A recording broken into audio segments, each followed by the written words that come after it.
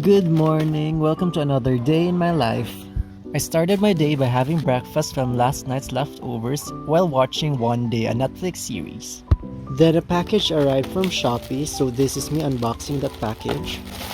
ASMR unboxing. It is a pine green dry fit polo shirt from Monarchy.